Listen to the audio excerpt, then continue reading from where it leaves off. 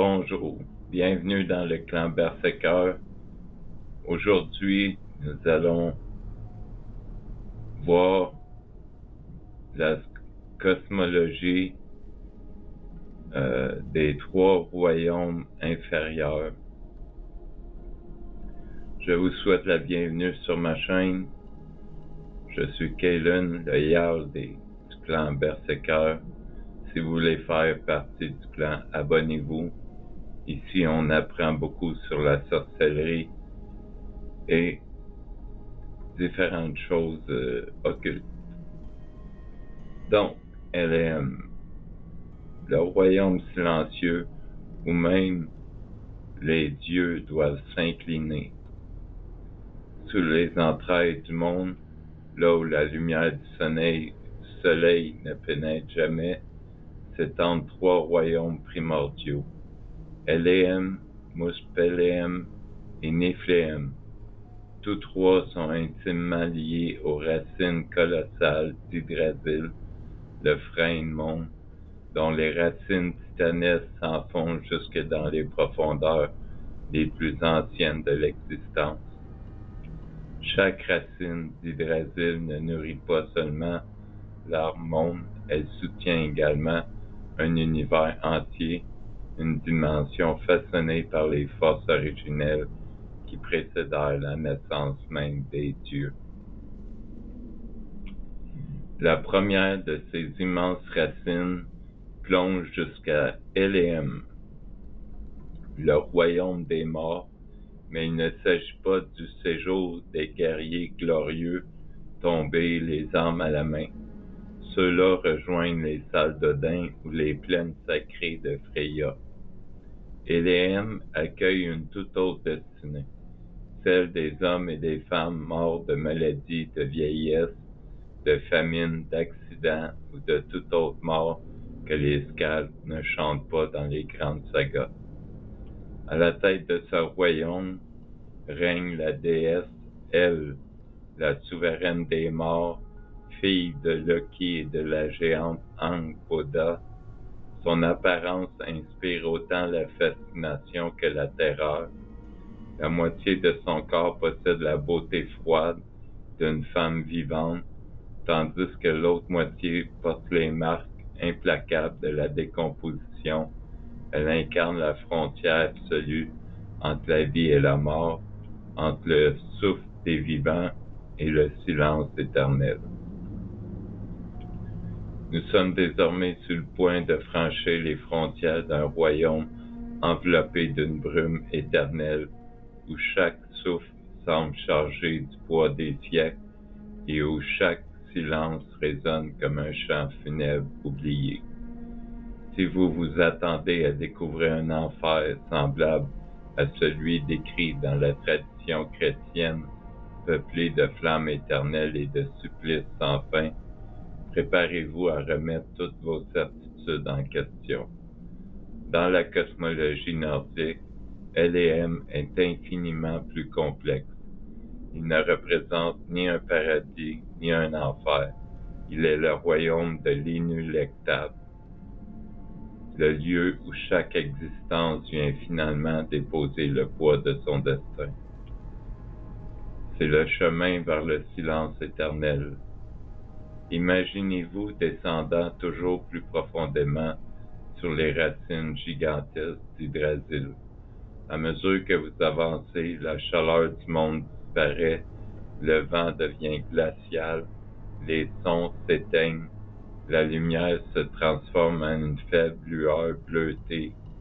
Chaque pas vous éloigne davantage du royaume des hommes.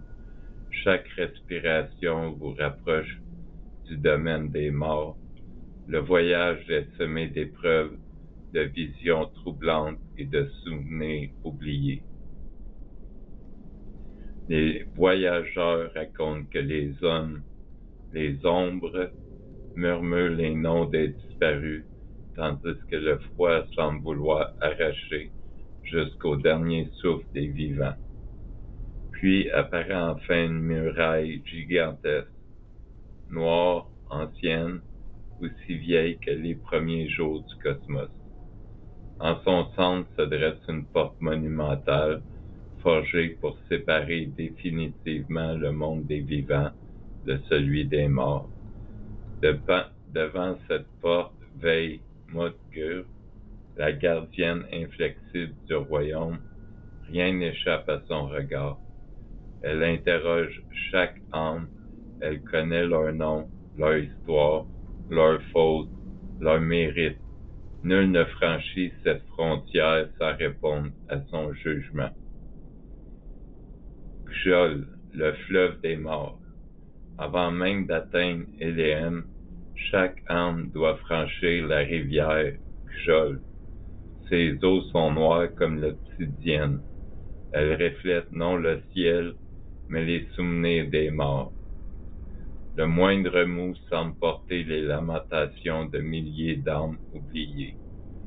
Au-dessus de ce fleuve repose Jarlarbru, le pont retentissant.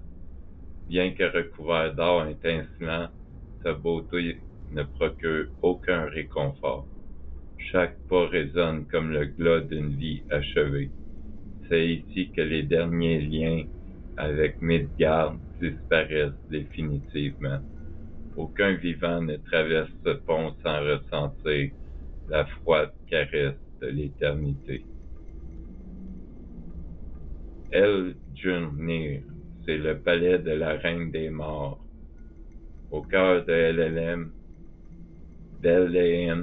s'élève El-Jurnir, l'immense demeure de la déesse El. Le palais n'est ni un château flamboyant, ni une forteresse démoniaque. Il est austère, silencieux, construit dans une pierre aussi froide que les glaciers de Niflheim. Les grandes salles sont plongées dans une pénombre perpétuelle. Les colonnes semblent avoir été taillées dans des falaises de glace noire. Les flammes des torches brûlent d'une lumière pâle qui ne réchauffe jamais ceux qui s'en approchent.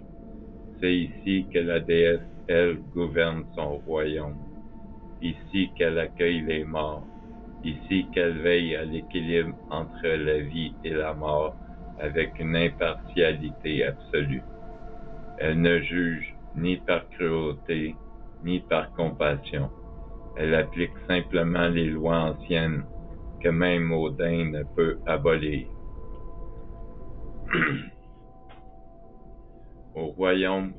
Un royaume aux 1000 visages. Contrairement aux croyances populaires, Eléem n'est pas uniquement un lieu de souffrance. Le royaume possède d'innombrables régions. Certaines sont paisibles, d'autres sont baignées d'une profonde mélancolie. Certaines accueillent les âmes dans un repos presque serein. D'autres deviennent le reflet éternel des fautes commises durant la vie.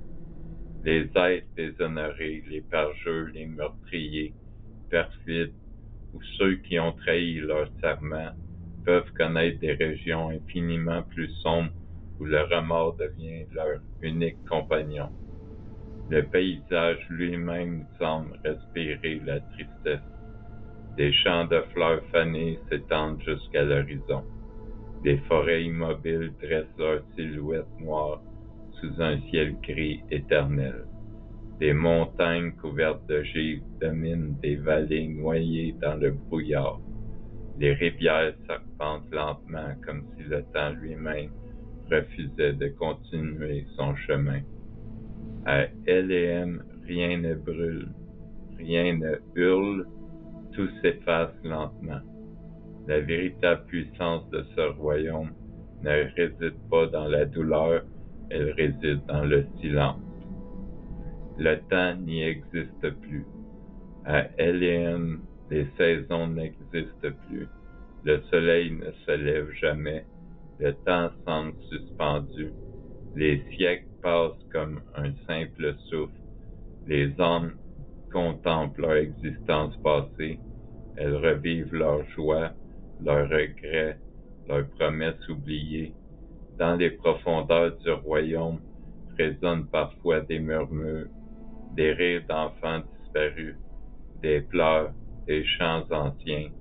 Toutes ces voix se fondent dans une mélodie funéraire qui semble accompagner chaque âme vers son éternité. Baldur, la preuve que même les dieux ne peuvent échapper à la déesse El. Parmi tous les récits liés à Eléem, aucun n'est plus célèbre que celui de Baldur, le plus dur et le plus aimé des dieux. Baldur incarnait la lumière, la justice, la bonté et l'espoir. Pourtant, à cause des intrigues de Loki, il fut tué par son propre frère Hord, à l'aide d'une branche de gui, seule chose capable de le blesser. Sa mort bouleversa les 9 mondes. Odin lui-même envoya son fils mort jusqu'à Eléem afin de supplier la déesse Elle de rendre Baldur au royaume des vivants. Après 9 nuits de chevauchée, Hermor franchit Jalarbru et atteignit Eljurnir. La déesse Elle accepta une condition. Si absolument toutes les créatures du cosmos pleuraient Baldur, elle le libérerait. Tous versaient des larmes, tous, sauf une vieille géante nommée Pog, qui n'était autre que Loki déguisé. Ainsi Baldur demeura prisonnier de Eléem jusqu'au Ragnarok. Cette histoire rappelle une vérité fondamentale. Même les dieux ne sont pas au-dessus des lois qui gouvernent la mort. Eléem, le visage le plus humain de la mort. Eléem ne constitue pas l'opposé du Valhalla ni de Folkvang. Il complète leur signification. Il rappelle que tous ne meurent pas l'épée à la main, que toutes les existences méritent d'être honorées, même lorsqu'elles s'achèvent dans le silence d'une vieillesse paisible ou sous le poids de la maladie. La cosmologie nordique refuse la vision simpliste opposant le bien absolu au mal absolu. Eléem n'est ni un lieu de récompense éternelle, ni une prison démoniaque. C'est un royaume immense, mystérieux et profondément philosophique où chaque âme poursuit son dernier voyage. Il demeure le témoignage silencieux de cette vérité que même les plus grands rois, les plus puissants guerriers, les plus sages scaldes et les dieux eux-mêmes ne peuvent fuir, car devant la déesse Elle, toutes les couronnes tombent, toutes les épées se taisent, toutes les gloires s'effacent, et seul demeure le jugement immuable des anciennes puissances qui gouvernent le destin depuis les premiers battements du cosmos. Maintenant, le deuxième royaume, c'est Niflhéem, le royaume éternel de la glace, des brumes et des ombres. La troisième des immenses racines d'Yggdrasil plonge ses profondeurs insondables dans Niflhéem, le royaume des brumes, de la glace éternelle et du silence primordial. Bien avant que les dieux ne dressent leur palais d'or et que les hommes ne foulent la terre de Midgard, Niflhéem existait déjà. Il était là lorsque le temps n'avait encore ni commencement ni fin, enveloppé d'un froid si ancien qu'il semblait avoir figé jusqu'au souffle même du destin. Sous cette troisième racine repose Hvergelmir, le chaudron bouillant ou source rugissante, l'une des plus antiques et des plus sacrées fontaines de toute la création. Toutes les rivières prennent sa source de cette fontaine. Ce n'est pas une simple source, mais le cœur liquide du monde souterrain, le berceau d'où jaillissent les fleuves qui irriguent l'ensemble du cosmos. Autour de cette source sacrée rôde l'une des créatures les plus redoutées de toute la mythologie nordique, Nidhogg, tantôt décrit comme un dragon gigantesque, tantôt comme un serpent colossal. Il demeure le gardien des profondeurs de Vergelmir. Pourtant, sa mission est teintée d'une cruauté presque malicieuse. Par plaisir autant que par faim, il ronge sans relâche la racine sacrée d'Yggdrasil, cherchant à affaiblir l'arbre monde dont dépend pourtant l'équilibre de toute l'existence. Mais les forces de la destruction ne demeurent jamais sans opposition. Les trois normes, Urd, Verdandi et Skoll, les maîtresses du passé, du présent et de l'avenir, veillent continuellement sur la santé d'Yggdrasil. Chaque jour, elles puisent dans le puits sacré d'Urd une eau mêlée d'une boue blanche aux propriétés divines. Avec cette substance sacrée, elles enduisent les racines blessées afin de guérir les morsures infligées par Nidhogg et d'empêcher que l'arbre du monde ne dépérisse sous les assauts incessants du dragon. Ainsi se livre dans les profondeurs invisibles du cosmos une guerre silencieuse et éternelle.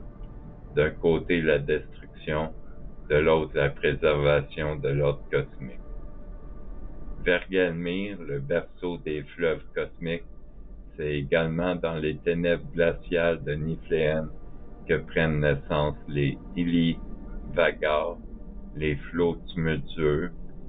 Flot tumultueux est l'origine de la vie quand elle va se couvrir de glace, recouvrant une paroi de Ginnungagap, rejoignant le Muspelheim. Ces rivières primordiales coulent depuis Vergelmir avant de se répandre dans le vide insondable de Ginnungagap.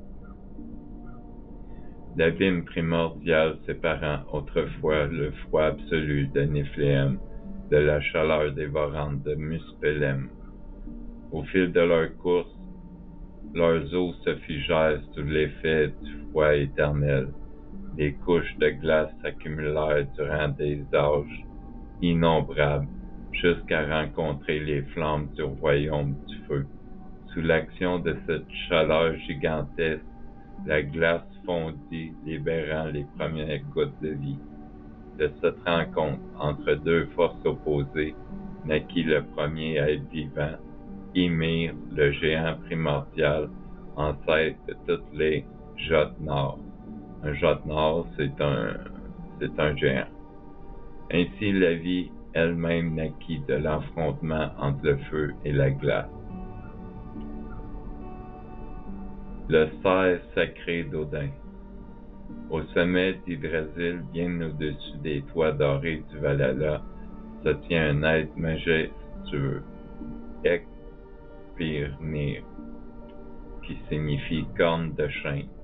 Il vit au-dessus du Valhalla, il broute les feuilles de Yggdrasil, et de ses bois coule l'eau qui alimente la source Vergelmir, la route de El, chemin qui conduit à Eléum.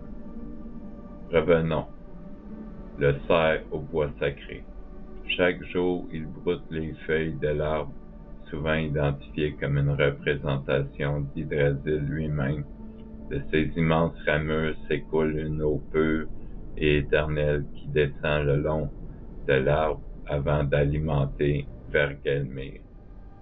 Ainsi même, les profondeurs obscures de Niflheim reçoivent la bénédiction provenant des hauteurs célestes d'Asgard. Les anciens scats rapportent ce passage du Grimnismal. Le cerf broute les branches de l'arbre, de ses andouillés tombent les eaux écarlates du Vergelmir. De cette source naissent tous les fleuves qui parcourent les 9 mondes.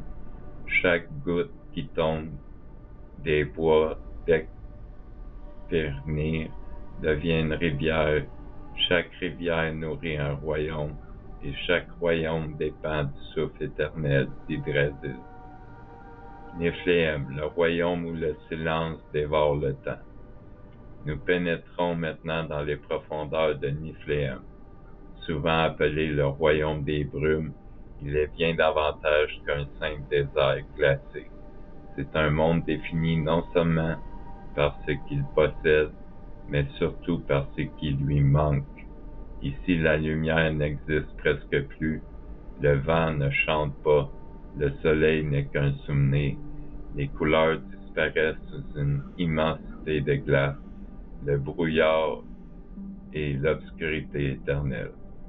Chaque pas semble résonner dans un univers oublié où même le temps hésite à poursuivre sa marche. Les falaises disparaissent dans les brumes, les glaciers craquent comme les os d'anciens géants, les vents hurlent telles les lamentations des premiers morts, l'existence elle-même paraît s'effacer lentement sous le poids du froid absolu. Eléem, le royaume des morts, oublié. Pourtant, Niflhéem n'est pas totalement désert. En son sein s'étend Eléem, demeure de la déesse El, le domaine gouverné par la redoutable déesse, fille de Loki. Contrairement au Valhalla où séjournent les guerriers morts, les armes à la main, Eléem accueille ceux qui ont quitté Midgard d'une mort naturelle, de maladie ou de vieillesse. Ce royaume n'est ni un lieu de torture éternelle, ni un paradis, il est un monde de silence. Un royaume où les âmes poursuivent une existence immobile sous le regard impassible de leur souveraine. La déesse, elle, règne avec une autorité absolue. Son visage partagé entre la vie et la mort rappelle que toute existence porte déjà en elle sa propre fin. Le berceau de la création. La véritable importance de Niflhéem dépasse largement son apparence glaciale. Bien avant Asgard, bien avant les hommes, bien avant Odin lui-même, Niflhéem existait déjà. À l'opposé de ce royaume s'étendait Muspelheim, domaine des flammes éternelles, gardé par le géant Surte. Entre ces deux puissances s'ouvrait le gigantesque vide primordial qu'il nomme Gaga. Lorsque les vents glacés de Niflhéem rencontrèrent la chaleur dévorante de Muspelheim, la glace fondit. Des gouttes de cette glace animée surgirent les premières formes de vie. Ymir ouvrit les yeux, puis vint la vache cosmique, Amdula, puis les géants, puis les dieux. Ainsi, toute la création plonge ses racines dans l'union du feu et de la glace. Sans Niflhéem, aucun dieu n'aurait jamais existé. Le dragon qui ronge le destin. Au fond des ténèbres demeure toujours Nidhogg. Il ne détruit pas seulement une racine, il ronge le destin lui-même. Chaque morceau porté contre Yggdrasil est une blessure infligée au cosmos tout entier. À travers lui, les anciens Scandinaves rappelaient qu'aucune création n'est éternelle. Toute chose naît, toute chose grandit, toute chose finit par se décomposer, mais l'arbre n'échappe pas aux lois même l'arbre n'échappe pas aux lois du destin. Le royaume des épreuves. Les anciens récits racontent que plusieurs dieux et héros osèrent s'aventurer dans les profondeurs de Niflhéem. Ils ne venaient pas y chercher la gloire, ils venaient y affronter leur propre peur. Car Niflhéem ne combat pas avec des armes, il use la volonté, il éteint l'espoir, il pousse les voyageurs à abandonner leur route avant même que le premier ennemi n'apparaisse. Seuls les plus déterminés reviennent de cet enfer glacé, et ceux qui reviennent n'en ressortent jamais identiques. Le froid de Niflhéem laisse son empreinte jusque dans l'âme. Lorsque sonnera l'heure du Ragnarok, Niflhéem ne demeurera pas spectateur. Des profondeurs surgira Nathfar, le plus sinistre des navires, construit avec les ongles des morts que les hommes n'auront pas pris soin de couper avant leur sépulture. Il sera libéré lorsque les chaînes du destin se briseront. À son bord embarqueront les légions du chaos. Le navire fendra les mers déchaînées afin de conduire les armées des ténèbres vers la bataille finale contre les dieux d'Asgard. Mais même dans cet apocalypse se cache une vérité plus profonde. Car la destruction n'est jamais la fin, elle est le prélude d'un nouveau commencement.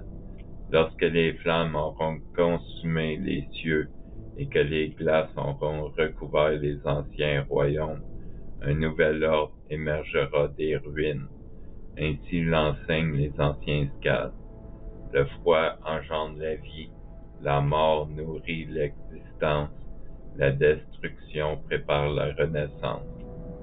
Et dans les profondeurs silencieuses de Niflhéem, là où les brumes étouffent la lumière et où le dragon ronge sans fin les racines d'Yggdrasil, sommeille déjà la promesse du prochain monde. Maintenant, le royaume de Muspelheim. Muspelheim, c'est le royaume du feu éternel. Laissez-moi maintenant vous transporter en esprit vers l'un des royaumes les plus terrifiants et les plus majestueux de toute la cosmologie nordique. Muspelheim, le royaume du feu primordial, préparez-vous à quitter les terres des mortels pour franchir les frontières où la matière elle-même semble perdre toute stabilité. Ici, la chaleur n'est plus une simple sensation. Elle est une force cosmique, une volonté ancienne qui consume tout ce qu'elle touche. Muspelheim est gardé depuis l'aube des temps par le redoutable géant Surtr, dont le nom peut être traduit par le noir ou le brun sombre. Mais son rôle dépasse largement celui d'un simple gardien. Il veille sur une voie sacrée, un passage interdit, reliant les profondeurs des royaumes souterrains aux terres du milieu, notamment à Jotunheim. Aucun être ne franchit cette frontière sans attirer le regard incandescent de celui qui, depuis des éternités, attend l'heure où son destin s'accomplira. À présent, tournons notre regard vers l'extrémité méridionale du cosmos nordique, là où s'étend Muspelheim. Ce royaume défie toute interprétation simpliste. De qualifier de simple monde du feu reviendrait à réduire l'océan à une goutte d'eau. Muspelheim constitue l'une des puissances fondatrices de l'univers, le parfait contrepoids des terres glacées de Niflhéem. Imaginez une contrée où des océans de lave en fusion remplacent les mers, où des fleuves de roches liquides serpentent entre des montagnes de flammes éternelles. Des colonnes de feu percent les cieux tels les piliers d'un temple oublié des dieux. Le ciel lui-même n'est qu'une immense voûte rougeoyante où dansent des nuées d'étincelles, de braise et de cendres incandescentes, qui ne cessent jamais de tourbillonner. Chaque souffle d'air brûle comme le souffle d'un dragon ancestral, tandis que le sol craque sous la pression des forces primordiales qui cherchent continuellement à s'en libérer. Si Niflhéem représente l'inspiration glaciale du cosmos, l'immobilité, le silence et la mort figée dans la glace éternelle, Muspelheim en est l'expiration brûlante. Il est le souffle ardent de la création, la puissance volcanique qui transforme, consume et renouvelle. Là où le froid immobilise, le feu façonne. Là où la glace préserve, les flammes transforment.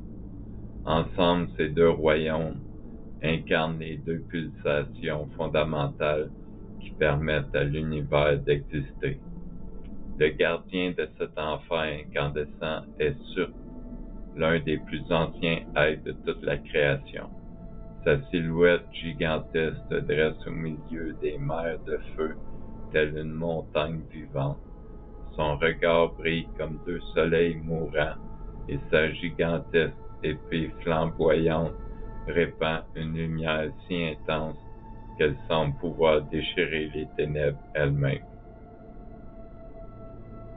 Depuis l'aube des âges, il attend immobile, silencieux, jusqu'au jour où les prophéties réclameront enfin son intervention. Cependant, il serait erroné de considérer Muspelheim comme un simple royaume de destruction. Une telle vision serait incomplète et trahirait la profondeur de la pensée nordique. Le feu ne détruit jamais sans offrir la possibilité d'une renaissance.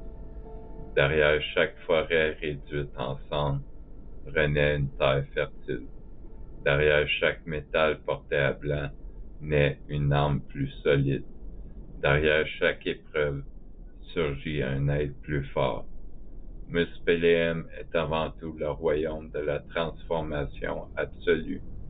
Le feu y représente l'énergie primordiale qui purifie les imperfections, consume les illusions et révèle l'essence véritable de toute chose. Il est le creuset cosmique dans lequel l'univers est continuellement forgé, détruit, puis recréé.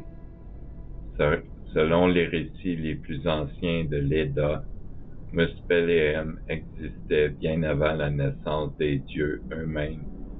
Avec Niflheim, il formait l'un des deux royaumes originels suspendus de part et d'autre du Ginnungagap, l'immense vide primordial. Lorsque les vents glacés de Niflheim rencontrèrent les torrents de chaleur provenant de Muspelheim, un phénomène cosmique sans précédent se produisit. La glace éternelle commença à fondre sous l'intensité de cette chaleur originelle. Des gouttes d'eau naquirent alors au cœur du vide primordial, et ces premières gouttes furent porteuses de vie. De cette rencontre naquit Ymir, le premier des géants, ancêtre de tous les Jotnar. Apparut également Audumla, la vache cosmique nourricière des premiers êtres. Ainsi, la vie elle-même n'est pas née uniquement du feu ou uniquement de la glace, mais de leur rencontre, de leur opposition et de leur équilibre. Le feu devient alors une force profondément paradoxale. Il détruit, mais il enfante. Il consume, mais il révèle. Il anéantit, mais il prépare toujours une renaissance. Cette dualité constitue l'un des fondements de la pensée cosmologique nordique. Bien que Muspelheim apparaisse relativement rarement dans les récits mettant en scène Odin, Thor ou les autres dieux, sa présence imprègne silencieusement l'ensemble de la religion. Son influence est constante, invisible, presque omniprésente. Le feu de Muspelheim est le symbole des grandes métamorphoses. Il représente le courage qui pousse un guerrier à affronter son destin. Il incarne la passion qui anime les créateurs, les forgerons et les scades. Il devient l'intuition qui éclaire l'esprit lorsque toutes les certitudes s'effondrent. Comme une flamme, cette énergie est aussi fascinante qu'imprévisible. Mal maîtrisée, elle dévore tout sur son passage. Domptée avec sagesse, elle devient la lumière guidant les héros dans l'obscurité. Pour les anciens Scandinaves, le feu possédait également une dimension sacrée. Il protégeait les foyers, purifiait les lieux de culte, accompagnait les rites funéraires et transformait le bois, la pierre et le métal. Il était le compagnon indispensable des forgerons, ces artisans presque sacrés qui donnaient naissance aux armes destinées aux plus grands héros. Enfin, il est impossible d'évoquer Muspelheim sans parler de son rôle décisif lors du Ragnarok, le crépuscule des dieux. Lorsque les anciennes prophéties arriveront à leur accomplissement, sur le géant de Muspelheim quittera enfin son royaume à la tête des fils de Muspel. Les flammes de Muspelheim déferleront alors sur les 9 mondes comme une marée impossible à contenir. Brandissant son immense épée embrasée, Surd traversera le pont de Bifrost, dont les arches éclateront sous la violence de son passage. Le ciel se fissurera, les montagnes s'effondreront, les océans entreront en ébullition, les étoiles tomberont des cieux comme des braises arrachées à une gigantesque forge divine. Les dieux eux-mêmes affronteront alors leur ultime bataille, puis viendra le grand embrasement. Le feu de Muspelheim enveloppera le monde entier jusqu'à ce que plus aucune terre, plus aucune forêt, plus aucun palais divin ne subsiste. Pourtant, la pensée nordique ne s'arrête jamais à la destruction, car après les flammes vient toujours le renouveau. Lorsque les derniers incendies se seront éteints et que les cendres retomberont dans le silence, une nouvelle terre émergera des profondeurs des eaux, plus pure, plus fertile, plus lumineuse. Une nouvelle génération de dieux et d'êtres humains habitera alors cet univers renouvelé. Ainsi, Muspelheim n'est pas seulement le royaume de la fin, il est le foyer incandescent où chaque fin prépare un commencement. Il est la forge cosmique où les anciens mondes meurent afin que de nouveaux puissent naître. Dans les flammes éternelles de Muspelheim réside une vérité que les anciens Vikings connaissaient parfaitement. Rien n'est éternel hormis le cycle lui-même. Tout ce qui existe est appelé à brûler, non pour disparaître, mais pour renaître plus fort, plus pur et plus digne de prendre sa place sous les immenses branches d'Yggdrasil. Voilà, c'était les 3 royaumes souterrains dans lesquels Yggdrasil plonge ses racines. Maintenant, la prochaine vidéo, ça va être encore 3 autres royaumes, mais ça sera pas, ça va être les royaumes intermédiaires. Autrement dit, ceux qui sont au pied de l'arbre d'Yggdrasil. Là-dessus, je vous souhaite une bonne soirée. Si vous voulez faire partie du clan Berserker, abonnez-vous. Si vous voulez en apprendre davantage, mettez la petite cloche pour ne pas manquer les vidéos. Là-dessus, je vous laisse. C'était Kalen, Jarl du clan Berserker. À plus.